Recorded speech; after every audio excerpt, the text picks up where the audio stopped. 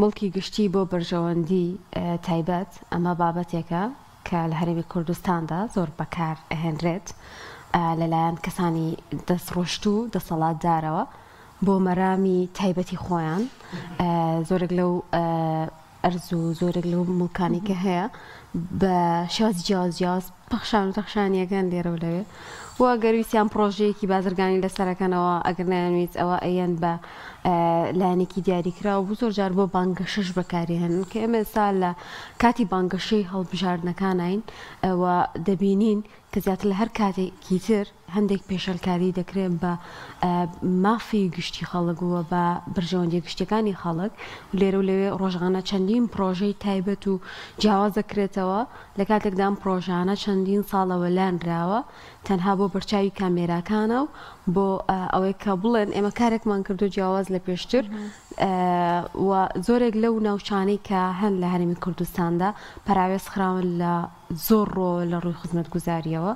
و تاوکو ئێستاش ئەو مەفە سەرەتاییانی کە خەڵک پێویستێتی لە ڕووی موچەوە لە ڕووی دابینکردنی نەوت و ئەو خزمەتگوزاریەکانی کۆڵان و ڕێگاوبانەکان هەمووی بە چاو دەبێنرێت و زۆر جار نەک تەنها ئەم بابەتە بەڵکو دەستبرا بۆ دام و دەستگا ڕسمیەکانیش قوتابخانەکان دایرەکان بەوەی کە ئەو کەسانی کە لەوێ داوامەکەن بەکارهێنرێن بۆ هێنانیان بۆ بانگەشە و هەڕەشەلێکردنیان زۆر جار بووی کە دەنگمن بەلایەنێکی دیاریکرا بابەتانە بە بەرچاوی دەبینرێت و کاریگەری هەیە لەسەر هاوڵاتیان لەسەر کاروباری ڕۆژانەیان جا ئەو پرۆژانش کە ئەکرێتەوە هەمووی لەسەر حسابی هاوڵاتیە ئێمە باس لە ئەم بابەتە دەکەین بۆی کە تا چەندێک لە هەرێمی کوردستان مڵکی گشتی بەکار دەهێنرێت بۆ بەرژەوەندی تایبەت و بە تایبەتیش لە ئیدارەی سۆران کە میوانێکمان هەیە بەڕێز دکتۆر ئەحمەد سۆفی بانخواست ڕاستەوخۆ لێەوە لەگەڵمانە سڵاوی خوارد لێبێت کاک دۆرم کاتت باش گەر باسێک لە ئیدارەی سۆران بکەین لەوێ خزمەتگوزاریەکان چۆنە و تا چنێک لای لێکراوەتەوە یان ئەوە تا وەکو هەر ناوچێکی تری کوردستان لە کاتی بانگەشەیە بیر لەو ناوچانە دەکرێتەوە. بەناوی خۆی بەخشندە میهرەبان درود و سەڵاو بۆ سەر گیانی باچی پێغەمبەر صلی الله عليه وسلم دەستخۆشی لە ئێوەی بەڕێز دەکەم سڵاو ڕێزم هەیە بۆ بینەران و بیسەرانی تەلەڤیزیۆنی پەیام کەناڵی پەیام خوای گەورە سەرکەوتوو دنیا و قیامەتتان بکە بەداخەوە بەڵێ سەبارەت بەو پرسیارەی جەناب دەکەی ئەوڕۆ لە ئیدارەی سۆران بە بۆنەی هاتنی سەرۆکی وەزیران کە سەرۆکی حکومەتە دەبوایە هیچ عیلاقەیەکی بە حیزب و بانگەشەی حیزب نەبوایە سەرۆکایەتی وەزیرانی خۆی کەم شتەکە نابێت بەکاربێ لە بۆ ڕیکلامی حیزبی و کۆکردنەوەی دەنگ بە سیارەکانی حکومەت و بەو حیمایانی کە پارە لەو حکومەتە وەردەگری و هەروەها ئەو شوێنەی کە لێ ڕادەوەستن و هەروەها ئەو قوتابخانانەی کە وەکو زمانی سەدامی خەڵکیان پێکۆ ناکراوە هەمان بە هەمان شێوە لەسەر هەمان مەنهەج و پرۆگرام خەڵکی پێکۆکردنەوە و ئەو خەڵکە بەسلەوەی حەشدێکی گەوریان پێوە دیار بی و حشودێکی زۆر کۆبیتەوە و ڕەشایەکی زۆر پەیدا بی و بە خەڵکی فەرم و ئەگەر دەنگی زۆرمان هێنا ئەو خەڵکێ دەنگ بە ئێمە دەدا کەوانە دوای ئەوە بە فەرمانگەکان دەڵێن بە سیارەی خۆتان ئەنجا سیاریان بۆ دەگرن لەسەر حسابی قوتی ئەو میلەتە بۆ بردنی قوتابیەکان و خەڵک بۆ ئەو شوێنە ئەنجا وەکو جەنابەت فەرمووت ئەو مەشاریعانەی کە چەند لە مێژە دەست پێکراینەوە تەواو نەبووینە ئەو پرۆژانە هی حکومەتن چ پەیوەندیشان بە حیزبەوە هەیە بۆ حیزبی گەورە دەیکاتە ئیمتیاز و خەڵکینا ئێمە ئەوەمان کردو ئەو حکومەت کردوێتی حکومەت بە حساب دەبی هەموو خەڵک بی ئەنجا بە پارەی ئەو خەڵکە دروست کراوە ئەنجا بەداهات ئەو داهاتی کە لەو ملەتەی ئەسینن سەرڕای ئەوەی کە ڕۆژ بە ڕۆژ زام و زەریبە لەسەر خەڵک زیاد دەکەن معاشتان پێ نادرێ کەچی وا خۆ پیشان دەدەن فەرمو ئەو سەرۆکە هەندە خۆشەویستە و خەڵک دێ حەفلەی بۆ دەکەن و لەوەش عەجایبتر هەموو شەوێ لە سۆران جاداکە پێ دەڵێن زادای حەریق کە خەڵکەکەی زۆر بێزار هەموو شەوێ حەفلەیە لەسەر حسابی داهاتی گشتی و لەسەر حسابی فەرمانگەکان و عجایبتریش لەوە 12 شەو دەبینی سیارەی فەرمانگەی کارەبا سیارەی شارەوانیم بە چاوی خۆم بینیوە خرجی هەڵواسین پەڕۆی پیدیکە و نازانم پەڕۆی زەرد و شتیوان يعني بيزق لە ڕسم و شتووە هی صرف حزبی هی شخصی لە خزمەتی ئەوانەدەن. باشە دکتۆر لە کەوتی خراپی ئەم جۆرە قۆڕخکاری وەروە بەکارهێنانی موڵکی گشتی و ئەو بابەتانەی کە لە ئێستادا بڵاون و بە چاوی خۆمان دەبینین لە کەوتە خراپەکانی چین بۆ سەر کۆمەلگا بۆ ڕایگشتی لە کەوتە خراپەکان ئەوان کە یەکەم خەڵک هەست بە نەعەدالەتێکی زۆر دەکات ئەو کاتەی مرۆڤ هەستی کرد نەعەدالەتی بەرامبەر دەکرێت ڕق و قینە دروستە بێ ئیستا خەڵکی ئەو مەنطقەیمە بەعام بۆتە دوو بەش بەشێکی وەکو ئالە فیرعەون خەڵک ڕقیان لیانە چونکە ئەوان ئێمە بە خزمەتکاری خۆیان حساب دەکەن شەهیدیان لەگەڵوان هەبی شەهیدی دەرەجە دووە پێی دەڵێنەوە شەهیدی تەزویرە خزمەتیان بکەن باوەڕیان پێ ناکەن بیانکەن بە مدیر یەکسەر جێگرێکی خۆیان لە جێدا دەنێن چکە باوەڕیان پێ ناکەن یعنی ئەو طبقات و چین و ڕقە بەرایەتی کە ئەوان دروستێکە لەو منطقەیە بە 200 ساڵی دیش خلاص نابی لە ساڵی 63 و ئەوانە هەندێک تەسەڕفاتیان کردوون ئەو حیزبە حاکمە لە منطقەی ئێمە تا ئێستاش کە ئێمەنەوەی ئەوانین ڕقمان لەوانەیە کەوا ئەو شتیان بەرەبەر ئێمە کردووە ئەو خەڵککردن بە طبقاتە ڕق دروست دەکا و پێش نەکەوتنی ئەو منطقەیە دروست دەکا یعنی لە زانکۆی کاتێک دەبین لە ناو زانکۆی کە مەسەلەن مساعید ڕێی زامعەیەکیان سەر و زانکۆیەک دەگۆڕدرێ ئەو طبقەی دادەنێن ڕاگری کۆلێژێک لادەبان ئیمتیازات نادەن لە بەرزکردنەوەی پلەی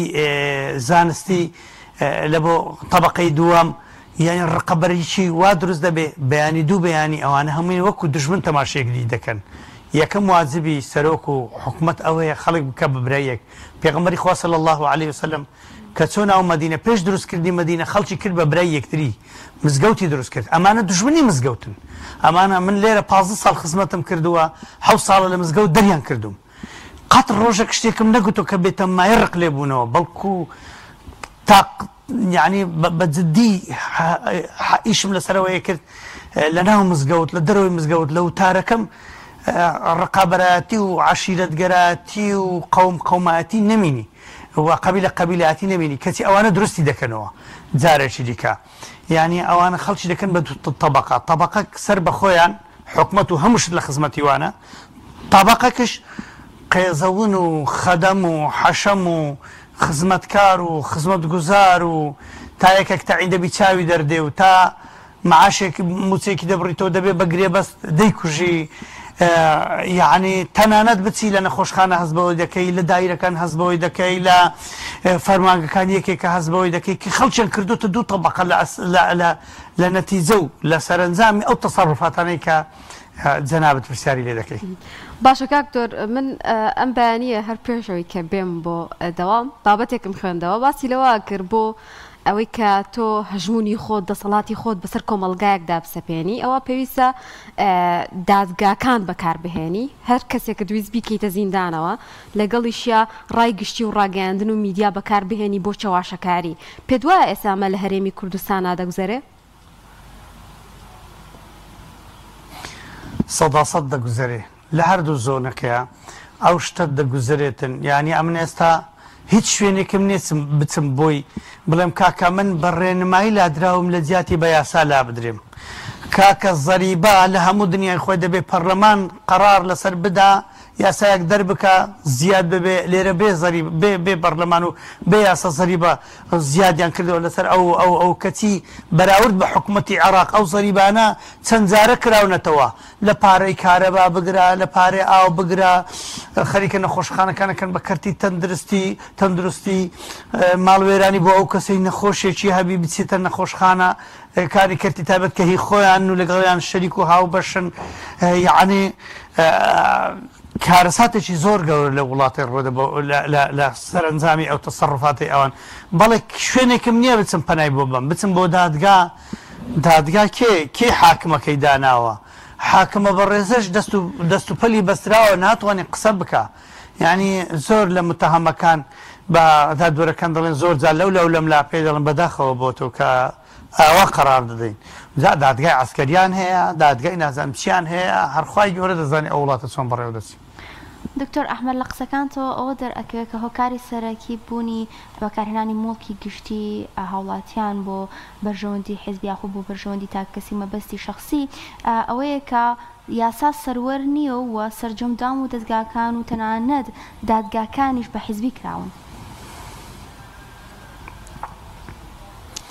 والله ئەوەلەن شریعەت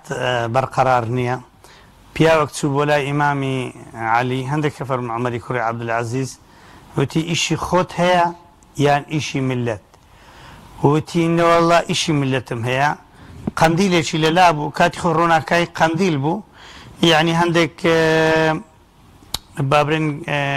زەیتیان دادەنا ئاگریان تێبەردەدا ئاگرێکی بەردەوامی هەبوو لۆ ڕۆناکەی بۆ نووسینی ئوموری خەڵکو و ئەوەی بەشە و فوێکی لێکرد کوژاندێ وتی قوربان لە تاریکایی چ بڵێم وتی ئەتۆ مادام نەهاتووی بۆ ئیشی خەڵک بۆ کاری خەڵک دەبێ ئەو قەندیلەکە ئەو زەیتەی دەسووتێنی دەبێ ئەو قەندیلەی بگوژێنمەوە چکە ئیشی شخصیت هەیە ئەگەر ئیشی حکوومەتت هەبوایە ئەوە بۆ حکوومەت دەسووتێ یعنی ئەگەر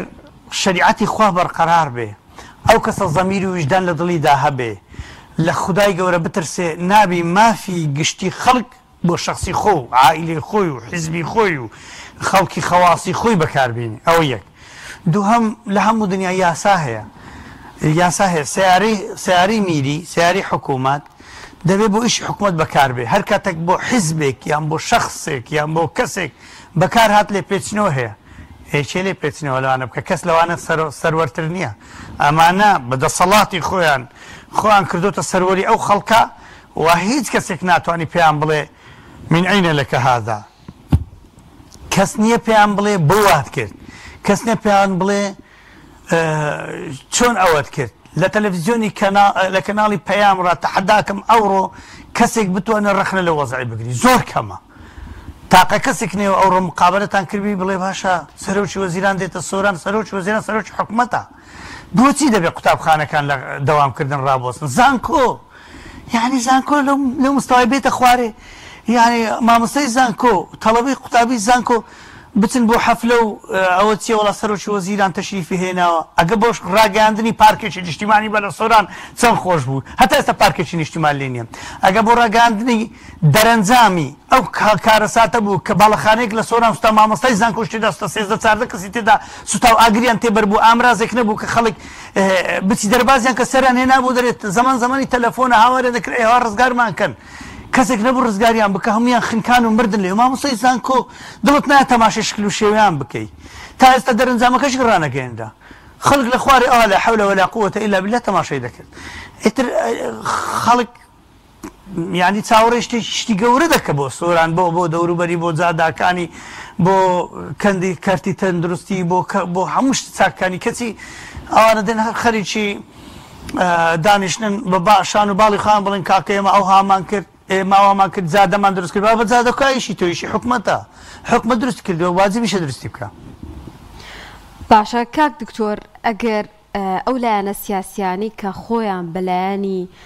سەرەکیەزان لە هەرێمی کوردستاندا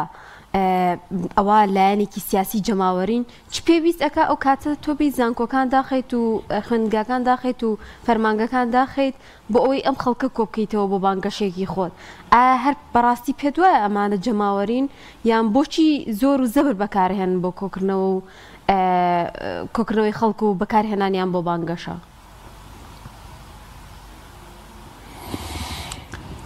دەزانین مەسەلەکە یعنی کە مرۆڤ هەستی کرد خەڵکی لەگەڵ نەماوە کە مرۆڤ هەستی کرد خەڵک ڕقی لێیانە کە مرۆڤ هەستی کرد ینی خەڵک کەیفی پێناوێن خۆشی ناوێن ئێتر لە پێش میدیای جیهانی شتێک دەخوا ئەویش کۆبوونەوەی زۆرە ئەو کۆبوونەوە زۆرانە پیشانی دنیای دەرەوە و ئەمریکا و ئومەمی متحیدە و ئانە دەدەن کاکە ئێمە خەڵکمان لەگەرا ئەگەر تەزویریش بکەین بۆی تەزویرەکەیان تەزویریش بکەن تەزویرەکەیان تێدا بزر ببێ ون ببێ نادیار بێ بڵێن ئەوە تا خەڵکی ئێمە باوەڕتان هەبێ خەڵکی ئەوان مەحدودە خەڵکی ئەوان دیاری کراوە لە ناو شار و بازاڕش دیارن یعنی وایان لێ هاتووە شەرم دەکەن بچنە ناو خەڵک شەرم دەکەن بانگەشە بۆ خۆیان بکەن بەس کە ئەو شتە عامانە ئەو شتە گشتیانە بەکاردێنن چکۆتە سەڵاتە لە بەردەستیە منیش لە سەڵاتم لە بەردەستی بمێ ناتوانم بە یەک ڕۆژی نەیاڵم دکتۆری تەواریش بینم لە حەفلەی بانگەشەی پێ بکەم لە ناچاری خۆی یعنی ئەتو کاتێک دامەزراندنت نەهێشت لە کەرتی تەندروستی موظفێک کە چەند ساڵە خوێندوویەتی تەخەڕوجی کردووە بێت لە نەخۆشخانە بە خۆبەخشی دەوام بکە پێشی ئیمزا بکەی ئەو دەوامەشت بۆ بە خزمەت حساب نەبی بەڵێنیش بدەیت داوای دامەزراندنیش نەکەی دەنگیش نەکەی یەکێکی دیکە کە دێت ئەتۆ 10 ساڵە لێرە دەوام دەکەی بە خۆبەخشی یەکێک دێت یەک ڕۆژ دەوامی نەکردو و تەعینیش دەبێ و ناتوانانی یەک قسەش بکەی خەڵک کەوای لێ هات چی بکە کێ دەسەڵاتی هەیە یعنی هەر کاتێک مرۆڤ زۆر بەدەسەڵات بوو دەبێت بیر لە دەسەڵاتی خوا بکاتەوە لەسەر خۆی کە خوا چەند بەدەسەڵاتە بە یەک لەحظەی هیچی نامینی کە پشتگیری جەماوەریت نەما زۆر خەتەرە خەڵک لێ بوو بە دوژمن خەڵک ڕقی لێت بێ خەڵک شەوان خەون بەوە بینێ کە بەیانی هەڵسێتەوە داریان لەسەر بەردی نەمابێت زۆر باشە دکتۆر پێویستە هاوڵاتیان لە ئێستادا کە ئەم بارودۆخە ئەبین بە چاوی خوان و ئەم قۆڕکاری وەروە ئەم پێشەلکاری و بەکارهێنانی بەکارهێنانی موڵکی گشتی بۆ بەرژەوەندی شخصی تایبەتی دەبینن بە تایبەت ئەوەی کە ئەمڕۆ لە ئیداری سۆراندا ڕوودا پێویستە هەوڵوێستیان چۆن بێ بەرامبەر ئەم هەڵسوکەوت و هەروەها ئەم بەکارهێنانی موڵکی گشتیانە سێشت بکەن هاوڵاتیان باشە یەکەمین هەر کەس و ئەوڕۆکە فەیسبوکی هەیە ئەگەر نەوێری بە فەیسبوکی خۆی دەتوانانی فەیسبوکێک دانێ بەناوی خۆی نەبی و ئەو شتە بڵاو بکاتەوە بڵێ خەڵچینە بۆ ڕای گشتی بۆ دەرەوە بە خەڵک بینی خەڵچینە ئەو تەسەڕوفی ئەوانەیە ئەوە یەک دووهەم لە ڕۆژی ئینتیخاب و لە ڕۆژی هەڵبژاردن ئەگەر یازدە کرا و ئینشاءڵڵا بێ مشکل دەبێ بچێ دەنگی خۆی بداتە کۆمەڵی دادگەری لەبەر ئەوەی تاکە هێزێک کە بە ئیزنی خوای گەورە کە بە غیرەت بێ کە بە شەهامەت بێ کە بتوانانی بڵێتە ناحەق نا کە ئەسڵ و ئەساسی هەبێ کە سەرۆکێکی پتەوی هەبێ باشی هەبێ بە ئیزنی خوای گەورە مەقەڕاتی هەبێ بتوانانی دیفاع بەرگری لەو خەڵکە بکە نەترسێ لە دیفاعکردن ئەوە دوو سێهەمینیان ئەوەی پێی بکرێ ئەوەی بتانی بە خەڵکی دۆست و برادر و ئانشرا بگەینی ئەوڕۆ ناڕازیبوونێک دەرببڕێ بەرامبەر ئەو وەزع مەسەلە تۆ لە بازاری دەڕۆی بڵێت خوا ئەو حەقا بە 50 سیارەی بێ لە هەولێر ڕابێ لێرە لە سەعات 12 شەوە بەولاوە ڕێگەی سۆران بگری و بڵێ لە خۆتان بەلای ئەو لای دابڕۆن و ئەو ڕێق مەمنوع و ئەو هەموو خەڵکەی بێتە سەر ڕێگا و بێت خوا ئاخر ئەوە نەتیجەی ئەوەی نییە کە لە خۆیان دەترسن چونکە خراپیان کردووە ئیمامی عومەر رضی الله عنه بتاقي تنا لصحراء خوتبو وفدي كاتبو سرداني إمام عمر بك الجراء صورة وتقول لو أنا للصحراء بي شو فرمي عمر رحمتي إخوات ليبي لبروي عدالة تذكرت نمتا خوتوي ألير خوتوي ببيس حماية ببيها مكس بشر كعدالتي كدات بروري دات برارانا زولاوة كخلق لي الرازي بو تشفيستي بو همو حماية و پارە سەرفکردن و بەشیدەتکردنی ئەمنیەت و خەڵکی لە دایرەکان بینی کۆ بکەیتەوە هەتاوە کە خەڵکت بۆ کۆ بێتەوە و ئەگەر ئەو پارەی دەیدەیتە وڵاتان بۆی دیفاعت لێ بکەن بیدە میلەتی خۆت میلەتی خۆت یەکەم خوا دیفاعت لێ دەکات جەلە جەلال دووەمش ئەو میلەتە دیفاعت لێ دەکا بە نینۆکی خۆی بە ددانی خۆی دەتگری نایڵێ هیچت بەسەر بێ بەڵام ئەوانە وەکو بڵێ بۆ ماوەیەکی کورت هاتبن دەستەگوڵی خوان لێدەن و بڕۆن لە خارج بیخۆن بەخوا لەوێش نایخۆن چونکە مردمیان لە دوایە چونکە لە نزیکترین کاتە دەمرن و هەمووی بەجێ دێنن لە بۆ خەڵکی دیکە و نانهێشت میلەتیش ئیسراحەت کە و خۆشیان نەفسیان مرتاح نین. کاکتۆر لە کۆتاییە ئەو ئاەتە بیر خۆ بە هێنمەوە و بیر بینەران و بیسەرانیش حەزەکەم پامی خۆت بگەێنی إن الله لا يغير بقوم حتى إن الله لا يغير ما بقوم حتى يغيروا ما بأنفسهم إما هيج قرآن كاريك ما بيناكري أجر لخومانو دس بيناكين حزقم كتاب يعني خود ليرو بجيني لبهامي روجو كتابة تورا كبيني آيەتی قورآانی پیرۆز کە خۆی گەورە فەرمێ إن الله لا يغير ما بقوم حتى يغيروا ما بأنفسهم خۆی گەورە حاڵی هیچ میلەتێک باش ناکە هەتا بۆ خۆیان هەوڵ نەدەن چکەوە من جاهد فإنما يجاهد لنفسه هەر کەس بۆ خۆی ئیش دەکە هەر جهدێک بکەیت بۆ خۆتە ئێستا تۆ هەر ناڕەزایەک دەربڕی بسی دەنگ بدەی بۆ خۆتە وكلهم آتيه يوم القيامة فردا بەتاقیتەنی دەچێت پێش خۆی گەورە وتعاونوا على البر والتقوى تطبيق کردەوە کە خۆی گەورە فەرمی یارمەتێک دەن لەسەر چاکە بۆ گەڕانەوەی عەدالەت بۆ دانانی پیاوانێکەوە بەدڵسۆزی هاتوونەتە مەیدان بە ئیزنی خۆی گەورە و نیەتیان تەنها بۆ خۆی گەورە ئینشاءالله ئەچن لە بەغدا دیفاع لە ئێوە بکەن بۆ هاوتاکردنی موچەکانتان بۆ هاوتاکردنی ئەو شایستەدارەیانەی کە لە بانقەکان وەرەگیرێ لە پێشینەکان و هەموو ئەو شتانی کە لە عێراقەیە بۆ گەڕانەوەی ئەو مافە خوراوانە و ئەو چل پەنجام موچەی کە بڕیویانە و ئێستا هێشتا ئەی بڕن لە موچەیەک کە موچەکەشە نەداوە دەڵێ لێشت دەبڕین یعنی شتیوا لە دنیای نییە پێغەمبەریش دەفەرمێ ئەسەم ئاهای فەرم کرد پێغەمبەر صلی الله علیه و سلم فەرمووی المؤمن للمؤمن كالبنيان يشد بعضه بعضا ئیماندار بۆ ئیماندار وەکو کەرپوچەکانی دیوار یەکتری دەبەستنەوە ئێوە ئەگەر پشتی ئێمە بەردەن ئێمە پشتی یەکتریمان گرتووە بەڵام لەوانەی بینایەکی زۆر بەهێزمان پێ دروست نەبێ دوای ئێوە گلەی لە ئێمە نەکەن گلەی لە خۆتان بکەن ولوموا أنفسكم خواهی گەورە لە قیامەتێ بە کافرەکان دەڵێ بە خەڵکی بێ هەڵوێز دەرێ بە خەڵکێک دەڵێ کە زانیوە ئیسلام و دین حەقە خوا حەقا خوا فەرمێ لۆمەی خۆتان بکەن لۆمەی مەم نەکەن ئەمن نەعەدالەتین بەرامبەرەوە نەکرد وما ظلمونا ولكن كانوا أنفسهم يظلمون خۆتان ستەم لە خۆتان دەکەن ستەم لە خۆتان مەکەن بە دوای ستەمکاران مەکەون بە دوای مرۆڤی نادادپەروەر نەکەون بە دوای پشتی کۆمەڵی دادگەری بگرن نەک نەکەوێ نەک ضعیف لاوەز نەبێ بۆی بچێتە قیمە بە ئیزنی خوای گەورە لەو انتخاب و انتخابێکی دیکە خوا رب العالمین سام و هەیبەتێکمان پێ بەخشێ کە بتوانین بە هەموو خراپێک برێن نەخێر بۆ ئەو شتە و دەبێ حکمی قورئانی پیرۆز تەطبیق بێ نەک یاساکانی کە بە خۆتان دەری دەکەن و یان ئەو ڕێنمایانەی ئێوە دەری دەکەن دوور لە هەموو یاساکانی دنیا. بەڵێ سپاس بۆ دکتۆر ئەحمەد سۆفی بانخواز کە لەم تەورە لەگەڵمانە بووی سپاس دەکەین سپاس دەکەین کاکتۆر.